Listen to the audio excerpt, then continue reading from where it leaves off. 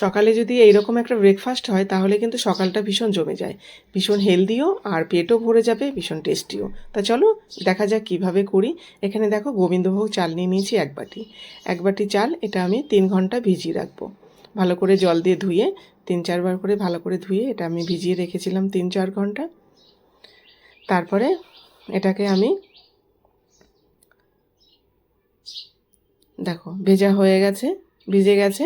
এখন এটা মিক্সার গ্রাইন্ডে এটা টক দই দেবো বেশ। এখানে 1 বাটি চালে এখানে আমি 200 গ্রাম মতো টক দই দিয়েছি। এটা দিয়ে মিক্সারে আমি একটা পেস্ট বানিয়ে নিলাম। এখানে কিন্তু জল দেবে না, এতেই হয়ে যাবে। তারপরে দেখো সব রেডি করে নিয়েছি। এবার আমি দেখো তৈরি করে নিচ্ছি। 1 চামচ সর্ষে, কারি পাতা কুচি আর ছোলার ডাল 1 চামচ দিয়ে একটু নাড়াচাড়া করে লঙ্কা কুচি, কাঁচা লঙ্কা, ক্যাপসিকাম কুচি, আলু কুচি আর গাজর কুচি দিয়ে সামান্য একটু লবণ দিয়ে এটাকে আমি একটু ভেজে নেব। দেখো একটু হালকা হালকা করে ভেজে নিচ্ছি।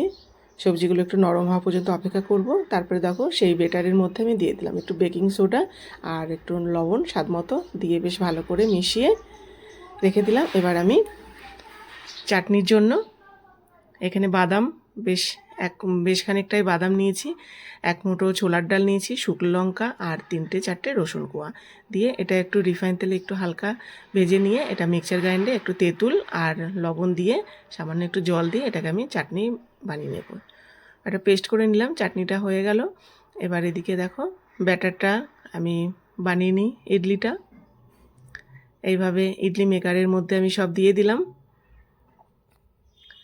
নিচেও দিয়েছি, ওপরটাও দিয়ে দিলাম।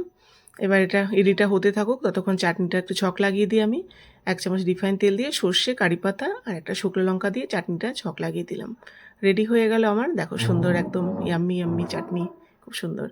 এবার দেখো ইডলিটাও আমার রেডি হয়ে গেছে, দেখো কি সুন্দর হয়ে গেছে, একদম পুরো একদম দারুণ। কিন্তু সকালের একদম ব্রেকফাস্টটা একদম জমে যাবে, পেট ভীষণ ভরে যায় এইভাবে।